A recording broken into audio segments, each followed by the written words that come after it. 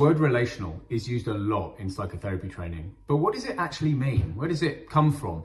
And how does it really look different in the room with clients compared to other ways of working? This CPD is designed to clarify those questions and then to take the next step, moving from relational ideas to live clinical skills that you can take away and use immediately with clients in clinical placements and private practice. There'll be some short teaching inputs, but the main focus of the day will be experiential, moving from the theory to the interventions themselves. We'll work with real clinical moments, but keep coming back to one practical question.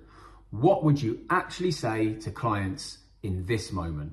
I'm Alistair, a psychotherapist, a supervisor, and a teacher of psychotherapy, and this CPD is suitable for all levels, from beginning trainees to experienced practitioners. It takes place at the Metanoia Institute on the 21st of February. I hope to see you there.